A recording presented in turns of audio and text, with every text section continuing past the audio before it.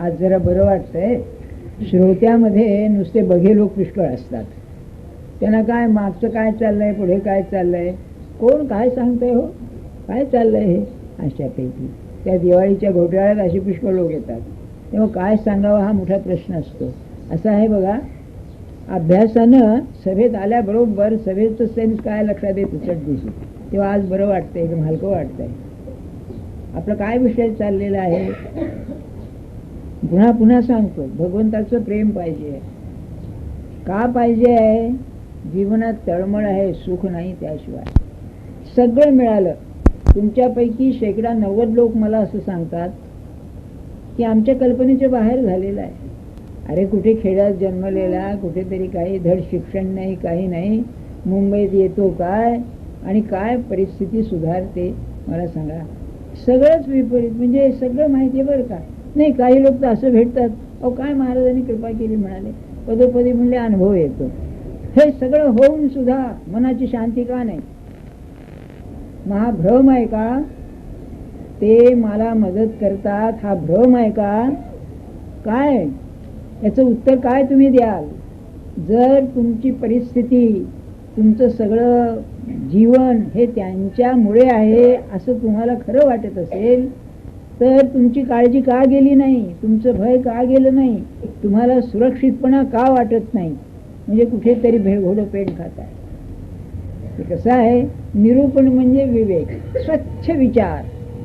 आणि महाराजांचं मत असं आहे की जो स्वच्छ विचार करेल त्याला परमार्थ निराळा करावाच लागणार नाही, कारण त्या विचारातूनच ज्ञान निर्माण होतं. बरं, मग काय आपण पाहिलं की काहीतरी कमी पडतंय. हे सगळं असून सुद्धा काहीतरी कमी पडतंय. ते काय आहे? तर त्यांनी असं सांगितलं किंवा कृपा आहे. बरं का, आता ते राहू दे. मी असं एक सहज विचारतो आपल्याला, आपण वर्तमानपत्रामध्ये वाचलं असेल की चंद्रावर जेव्हा लोक गेले त्यावेळेला पृथ्वीच्या कक्षेच्या बाहेर गेल्यावर त्यांना गुरुत्वाकर्षणाची खेच नाहीशी झाली. म्हणजे तो हवेत तरंगायला लागला. म्हणजे हात असा तर असाच, म्हणजे तो वर असा गेला तो वरच. म्हणजे या पृथ्वीवर जर काही काम करीत असेल तर शक्ती काम करते.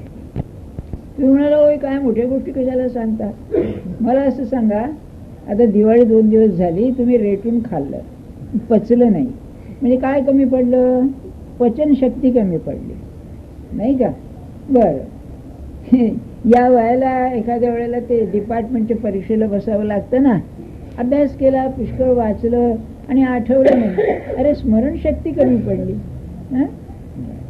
त्याही पेक्षा जास्त पटेल आता गुडघे काही काम करीत नाहीत बुवा, उभं राहता येत नाही का? तो पोट मोठं आहे, अंग मोठं आहे, तुम्ही स्थूल आहात म्हणून गुडघ्यातली शक्ती कमी पडते. शक्ती आहे ना सगळीकडे. एक मोठे डॉक्टर आहेत, ते काय म्हणले मला, सर्जन आहेत. आम्ही म्हणले चाकू लावतो का? चाकू लावल्याबरोबर ती जखम बरी करण्याला लगेच सुरुवातच होते म्हणाले. म्हणजे बरं करण्याची शक्ती आतमध्ये आहे म्हणून म्हणाले आम्ही चाकू लावतो. आपण पाहताच शरीरामध्ये बरं करण्याची शक्ती. बरं आहे, तुम्हाला हेही कबूल आहे, झाडं असतात ना, त्यांना काही नेहमी कोणी पाणी घालत नाही आणि ते झाडाचे ज्या मुळ्या असतात ते पाणी शोधित जातात का? शक्ती आहे त्यांच्यामध्ये. कोणती शक्ती काम करते जेव्हा पाणी शोधतं ते? नाही, काही झाडं अशी आहेत की सावळ जवळ आलं की सुगंध सुटतो, त्या पानांना रस सुटतो आणि त्याचा सुगंध येतो आणि ते त्याला आकर्षित होतं आणि ते झाडाच्या फांद्या त्याला आवळून घेतं, त्याचा रस घेतं, हाडं टाकून देतं. काय काम करतं? शक्ती काम करते. म्हणजे मानवी जीवनामध्ये सगळीकडे शक्ती काम करते. बरं, राजकारणात शक्ती काम करते माहितीच आहे. राजकारणात 2 शक्ती काम करतात, एक बुद्धीची शक्ती आहे आणि दुसरी पैशाची शक्ती आहे. बरं का, 2 शक्ती काम करतात. होमिओपॅथीच्या औषधामध्ये अशी गंमत आहे, ते औषध दिलं की किती पोटन्सी? 30, नाही 200 घ्या, नाही 1000 घ्या. अरे हे 200 आणि 1000 आणि 30 आहे काय? त्यातली शक्ती आहे. बरं, सगळीकडे शक्तीचा व्यवहार आहे. होय ना. अर्थात तोही भगवंताच्या प्रेमाच्या बाबतीत असला पाहिजे. उघडच आहे, जर सगळं जीवन शक्तिमय आहे तर तुमच्या भक्तीच्या क्षेत्रामध्ये सुद्धा शक्ती काम करते. ती शक्ती कशी आहे? भक्तीचा पायाच मुळी तू करता आहेस. हा पाया आहे भक्तीचा, नाही तर भक्ती होऊ शकत नाही. मी खरा नाही, तू खरा आहेस. तेव्हा तुझी शक्ती काम करते आहे, याला भक्तीमध्ये कृपा असं म्हणतात. आपली कृपेची कल्पना काही निराळीच आहे. काय बरं का, रिझर्वेशन नाही, बसमध्ये जागा मिळाली, महाराजांची कृपा झाली हो. हे खरं नाही. कृपा म्हणजे माझी चित्तवृत्ती भगवंताकडे टिकून राहणं, ह्याला जी शक्ती वापरली जाते त्याला कृपा असं म्हणतात. आणि ती कृपा माझ्यामध्येच आहे. ती कृपा बाहेरून आणावी लागत नाही. मग ही कृपा जी आहे, या कृपेचं साठा कुठे आहे? या कृपेचा साठा भगवंतापाशी आहे. मग भगवंतापाशी जर आहे तर आमच्यावरती काय येत नाही. नाही, त्यांचं म्हणणं असं, तो साठा आलेलाच आहे. तुम्ही जिवंत राहता ही त्याची कृपाच आहे. त्या शक्तीनंच तुम्ही जिवंत राहता.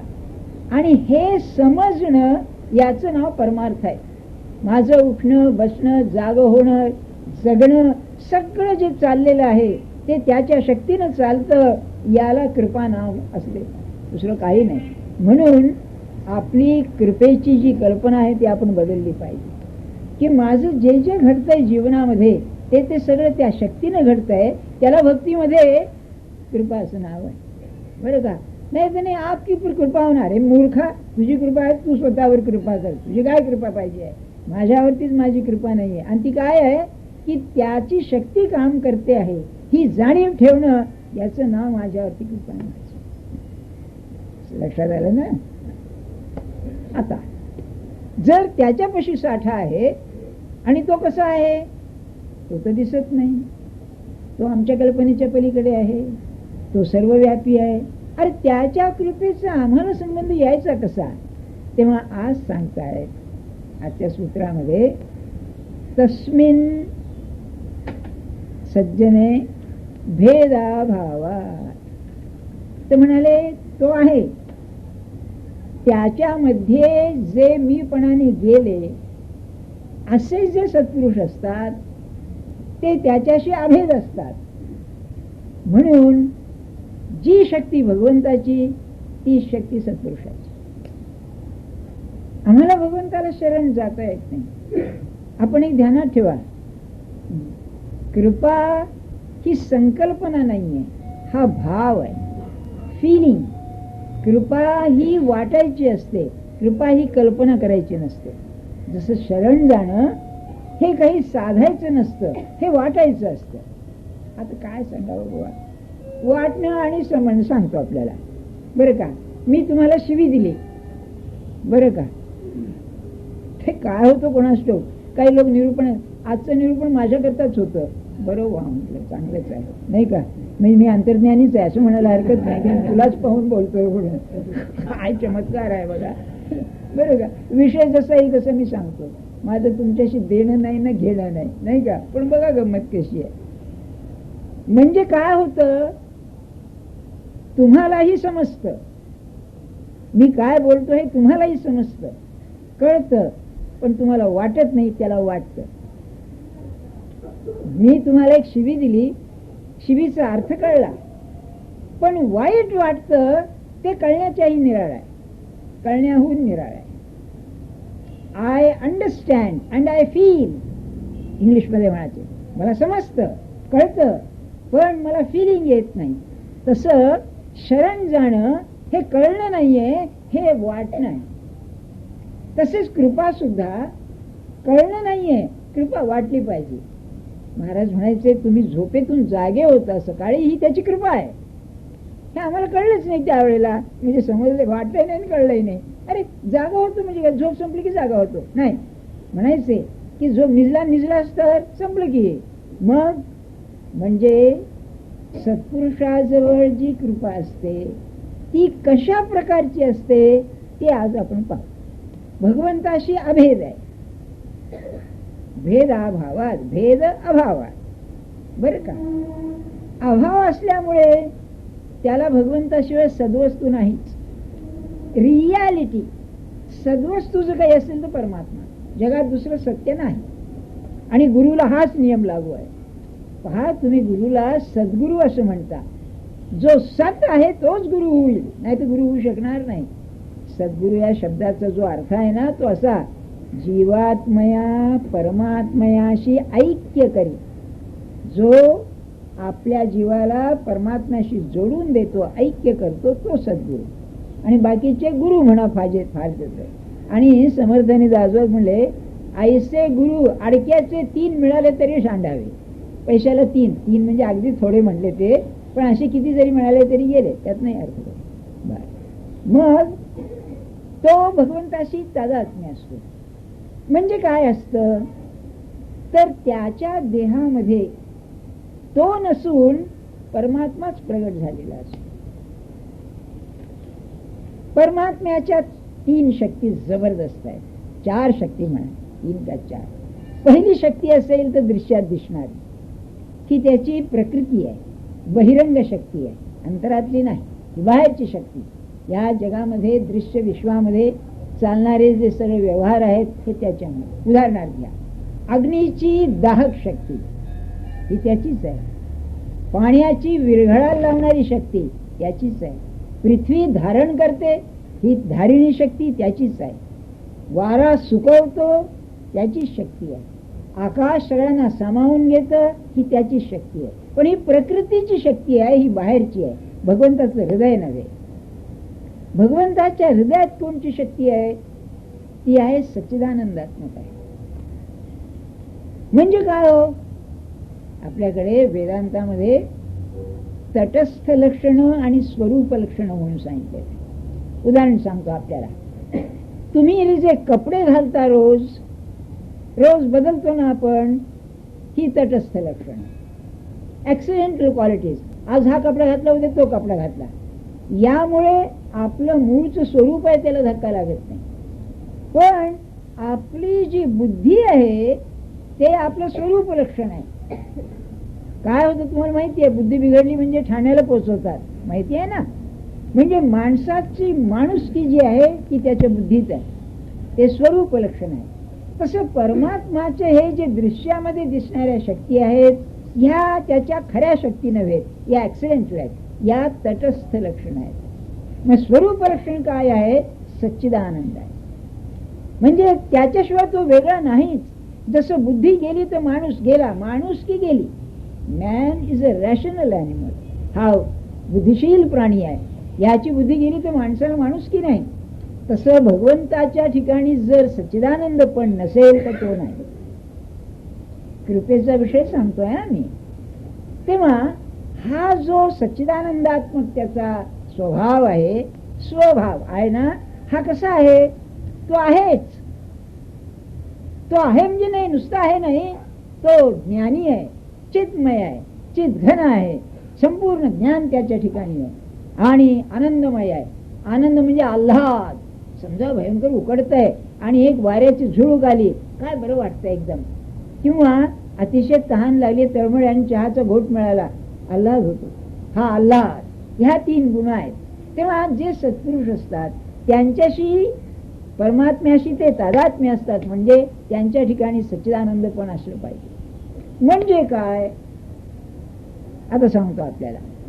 तर सत्पुरुषाच्या पायावर डोकं ठेवल्यावर तो आहेच असं वाटलं पाहिजे. तुम्ही बघा आता की तुम्हाला असं वाटतं का? नसेल तर आपण त्याच्या कृपेच्या जवळ गेलो नाही. याला निष्ठा असं म्हणतात. निष्ठा हा प्राण आहे, पाया आहे परमार्थाचा. तो कसा? निष्ठा शब्दाचा अर्थ काय? नि म्हणजे अतिशय, स्था म्हणजे चिकटणे, उभे राहणे, अतिशय स्थिरावणे याचं नाव निष्ठा. महाराजांनी फार सुंदर अर्थ केला. त्याच्या वाचून दुसरे इष्ट नाही ते निष्ठा म्हणाले. वा, म्हणजे त्याच्याशिवाय मला नाही जगामध्ये काही. तेव्हा सत जेव्हा आपण तो सद्रूप, सत म्हणजे आहे, तो आहे असं वाटलं पाहिजे. काय सांगावं आपल्याला? ज्याची आरती करतो ती आरती फिरवताना तो आहे असं वाटत नाही, मग बाकीचं जाऊच द्या. तो पूजा करताना तो आहे असं वाटत नाही, त्याच्या नावाने रोज नमस्कार चमत्कार भजन पूजन सगळं चाललंय. माझा भजनावरचा आक्षेप हाच आहे बरं का. आरडाओरडा करून काय भजन होत नाही बघा. हा की अरे तुझ्या नावाने मी ओरडतोय, तुला ऐकू जातं का? ही अस्तित्व बुद्धी असेल तर भजनाला रंग आहे, नाही तर बेरंग आहे सगळं. तो गाणारा किती असू दे असं आहे. तसंच जपाचं आहे. जप करतोय आणि इतर विचार येतात, त्या विचाराकडे लक्ष कशाला देतोस? ज्याचा जप करतोय त्याच्याकडे लक्ष देते. तो आहे ही भावना पाहिजे. आणि याच्यातून तेच निर्माण झालं नाही तर कृपा नाही. त्यांनी कृपा घ्यायची व्यवस्था केली आहे, दुकान मांडलंय, घेणारा भेटत नाही. काय सांगू आपल्याला, गिराईक नाही. महाराज म्हणाले सगळे हिंगजिऱ्याचे गिराईक, ते बरोबर आहे. मला निष्ठा द्या, मी त्याकरता करतोय सगळं हे. ती आहे सद्रूप. दुसरं ज्ञानी, विजडम. याला की नाही एका युरोपियन तत्वज्ञानाने वाईटने प्रायमॉर्डियल विजडम असं नाव दिलंय. भगवंताचं शहाणपण म्हणजे सर्व शहाणपणाचं मूळ आहे. महाज्ञानी तो. तेव्हा ते कसं आहे, जर त्याची शक्ती जगावर चालते आणि मी जगाचा भाग आहे तर ती शक्ती माझ्यावरच चालली पाहिजे. The part is included in the whole. संबंधामध्ये ते आहेत. अहो असं आहे, तुम्ही बटाटे उकडायला लावले तुमच्या त्या काय म्हणतात कुकरमध्ये उकडायला लावले आणि बटाटा एक काढला, शिजलाय. सगळे बटाटे शिजले तरच तो शिजेल, नाही तर काय राहायचा नाही. सगळ्या बरोबर शिजलाच पाहिजे, तो उकडला गेला पाहिजे. तसं ह्या विश्वाला जे लागू आहे ते मलाही लागू असलं पाहिजे. म्हणजे विश्व जर शहाणपणाने चालतंय, ज्ञानाने चालतंय, नियमानं चालतंय, माझ्या जीवनात तेच असलं पाहिजे. जर शहाणपणाने चालतंय तर मला आवडत नाही म्हणून ती गोष्ट बरोबर नाही म्हणणं म्हणजे कृपा नाही. देखो भाई ये बात है. तेव्हा दुसरं जर कृपेचं लक्षण असेल, जे जे घडतंय ते माझे स्वहित असं वाटलं पाहिजे. जे घडतंय, आलं संकट आलं, बरोबर आहे, तू चुकणारच नाहीस. हा तुम्ही असं म्हणा, अहो काय तुम्ही केलं हे, मला सहन करायची तरी शक्ती द्या, असं म्हणणं निराळ. पण वा काय केलं तुम्ही, याचा फरक आहे ना, किती एकदम भावनेचा फरक येतो. वा परमार्थ म्हणजे हे आहे बरं का. एवढं आपण शिकलात तर कृपा आहे, नाही तर नाही. कृपेचं म्हणजे असं आहे, महाराज फार दृष्टांत सुंदर द्यायचे. एक मनुष्य म्हणले उन्हामध्ये फार तापला, आणखी एक झरा होता मोठा असा खाली पडत होता, त्याच्या खाली गेला. दुसरा मनुष्य भिजला, शांत झाला, आणि हा डोक्यावरती म्हणजे घोंगडी घेतली त्याने, घोंगडी भिजली, हा तसाच राहिला. आता महाराज रेनकोट म्हणाले नाही, तुझ्या एवढाच फरक आहे, पण रेनकोट घालून त्याच्या खाली बसल्यावर काय. तसं आम्ही आमच्या अकलेचा रेनकोट घालून त्याच्या जवळ जातो, त्याच्या ज्ञानाची शांतता कशी यायची आपल्याला. बघा तुम्ही, ही कृपा बरं. कारण सत्पुरुषाची जी कृपा आहे तीच भगवंताची कृपा, हेच त्यांचा सूत्राचा अर्थ असेल तर हा आहे. आणि तिसरा आल्हाद. त्याचं तर म्हणणं असं, भगवंताला आल्हादाशिवाय काही नाहीच, आनंदाशिवाय नाहीच. आणि जर आनंदातून विश्व निर्माण झालाय, ही जर गोष्ट खरी आहे, तर जे जे घडतं ते आनंद स्वरूपच असलं पाहिजे. ते आम्हाला कळायचं नाही, पण आल्हाद कळेल. आल्हाद म्हणजे बरं वाटतं एकदम, तर जे घडेल ते बरंच असलं पाहिजे. तिथे चूक नाही आणि तिथे दुःख नाही. म्हणजे प्रत्येक ठिकाणी वाह वा वाह वा असं म्हटलं पाहिजे. काय तुझी तारीफ आहे, काय तुझी तारीफ आहे. इथे आपल्या विष्णू सहस्रनामामध्ये त्यांनी 2 पदाशी घातले आहेत, भयकृत भयनाशन. ही मजा तो पहा. महाराज नेहमी म्हणायचे की तुम्ही म्हणले जीवन की नाही खऱ्या अर्थाने उपभोगतच नाही, थोडस वेगळेपणाने पहा. कसं संकट आणलं, कसं मी पार पडलो, किंवा संकटाचा परिणाम कसा झाला, हे का पाहत नाही म्हणाले तुम्ही. आणि असं पाहता पाहता प्रत्येक घटनेमध्ये तुम्हाला आनंदच उत्पन्न होईल, आनंद वाटेल. मग रामाची इच्छा असं म्हणून जे येईल त्याला हात पुढे करून आलिंगन देणं, याच्यातच परमार्थ आहे. आणि ही कृपा आहे खरी. बरं तुम्ही बघा, जरा मर्जीच्या विरुद्ध झालं की नाराज नाही. सत्पुरुषाला नाराजी माहितीच नाही. इतकंच नव्हे, तो त्याच्याशी संबंध आलेल्या माणसाला कधीही नाराज होऊ देणार नाही, या शंकाच नाही. पण त्याला एक उपाय आहे. त्याला उपाय म्हणजे ते वाटलं पाहिजे, कळून उपयोगाचं नाही, ते वाटलं पाहिजे. वाटायला काय करावं, आलाच की नाही प्रश्न. ते वाटायला काय करावं, नाही का? नाही, तुमच्या डोक्यात जे प्रश्न येतात ते माझ्या डोक्यात येतात, आणि प्रत्येक साधकाला हे येऊन जातातच, बरं का? याला सर्वात सोपा उपाय आहे, त्याच्याशी संबंध जोडावा, आणि आपल्याला सर्वात कष्ट कमी होतील असा संबंध जोडावा.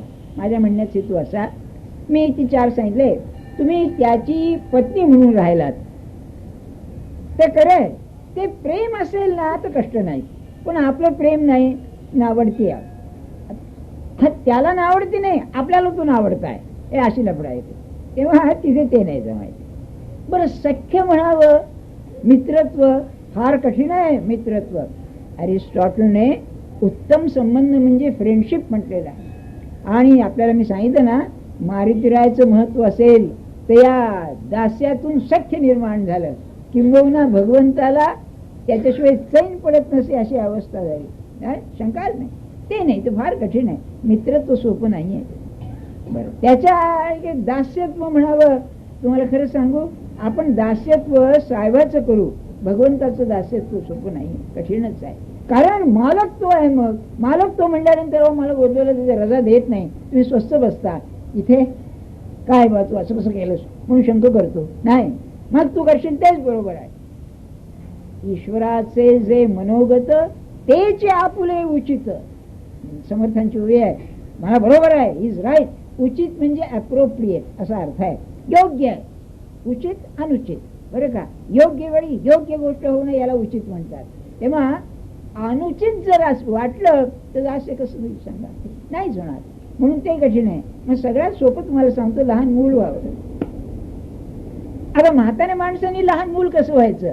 आपली अक्कल, आपलं सगळं बाजूला ठेवलं पाहिजे, नाहीतरी व्यवहारात ठेवावीच लागते ना. मला एका ग्रस्तांनी इतकं अप्रतिम उदाहरण सांगितलं, तुम्हाला सांगतो की असाच दिवाळीचा का सणाचा काही प्रसंग होता, आणि त्यांचे नातेवाईक कोणीतरी जेवायला येणार होते. तेव्हा हा काय म्हणाला की वा, आपण श्रीखंड करू, बाजारातून आणू श्रीखंड, सध्या तोच योगधर्म आहे, आपण आणू, आणखी फेरू. तर बायको काय म्हणाली, ते काही नाही म्हणली, मला खोकला होतो श्रीखंड खाल्लं म्हणजे, ते काही नाही, तुम्ही म्हणाले दुसरं काहीतरी घेऊन या, बरं का? असं नाही म्हणाला, दुसरं काय आणणार, अमुक आहे, हे सोयीचं आहे, अमकं आहे, तमकं आहे, पुष्कळ सांगितलं, जेव्हा ऐकलं नाही. ते मला शेवटी काय म्हणाले, मला सगळं करायचंय, तुम्ही सांगते ते ऐका ना. बरं बा म्हणाला, करतो म्हणाला, बरं का? हा बहुतेकांचा अनुभव असाच असेल. सांगण्याचा हेतू काय की हे दास येतं ना, हे भगवंताजवळ येतं का आपल्याला? तुम्हीच विचार करा. भगवंताशी डाफरतो हा, कारण तो बिचारा ऑर्फन आहे, अनाथ आहे, त्याला कोण आहे, नाही का? त्याची बाजू घेणारा कोणी आहे का? म्हणून दास्य सोपं नाही आहे. मग लहान मूल होणंच बरोबर आहे. तो काय म्हणाला, मला अगदी म्हणाला, सर म्हणाला, मी माझी अक्कल, अनुभव, नवरे पण सगळं बाजूला ठेवलं, पण तू म्हणशील ते खरं आहे असं म्हणून मी काम केलं. असं करायला काय हरकत आहे? जर व्यवहारात करता येतं आणि करावं लागतं, इथे का करू नाही का? अगदी असं घ्या. आपल्याला मागे एक मी विनोद सांगितला होता ना, तो विनोद आपल्याला खरंच असा अगदी योग्य आहे, मला फार त्याचा अर्थ वाटतो. विनोद असा आहे, 2 मित्र बरेच दिवसांनी भेटले, बरं का? तेव्हा काय रे बा, कसं काय आहे? तो म्हणलं माझं लग्न झालंय म्हणाला, बरं का? तेव्हा हा काय म्हणाला, मग घरात कोणाचं चालतं, बरं का? तेव्हा तो पहिला मित्र काय म्हणला, माझं चालतं म्हणाला, बरं का? तर दुसरा काय म्हणाला, अरे माझंही लग्न झालंय, तू काय सांगतोस, बरं का? असं म्हणाला. ते म्हणजे तुझा शब्द चालतो म्हणजे काय होतं?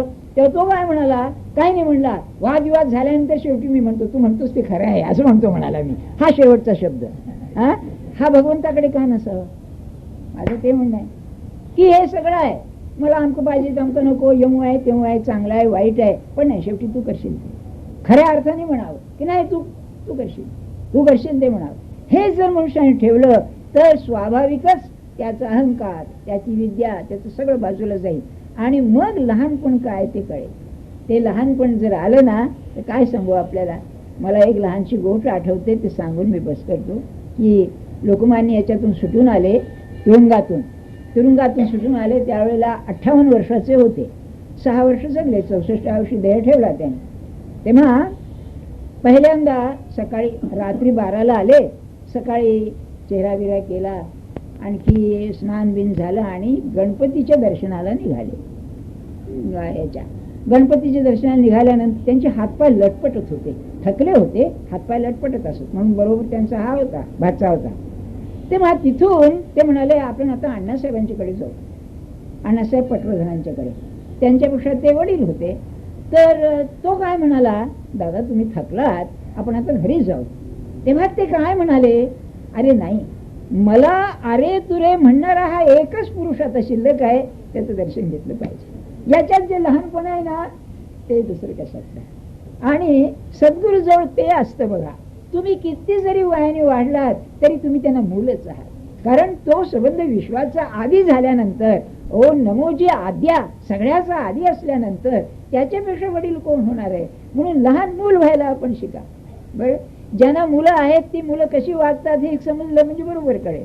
अगदी रडायचं झालं तर त्याच्याजवळ रडावं, कोणत्या भावनेनं रडावं.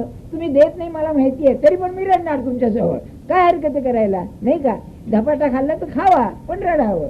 आपलं अंतःकरण मोकळेपणाने त्यांच्याजवळ ओकावं. बरं का, हा संबंध जो आहे याच्यातूनच निरहंकारित्व लवकर निर्माण होतं आणि कृपा काय ती समजते. म्हणजे कसं सांगू का, त्यांचा दृष्टांत देतो महाराजांचा.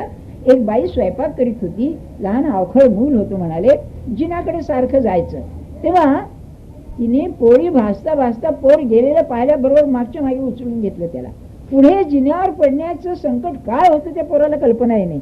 असं म्हणाले, परमात्मा सांभाळतो, सद्गुरू सांभाळीत असेल तर असा सांभाळतो. म्हणजे त्या जीवनातल्या संकटांची कल्पनाच येत नाही, म्हणून त्याच्या कडेवरती बसावं, बाकीच्या भावना मुंडून टाकून कडेवर बसावं.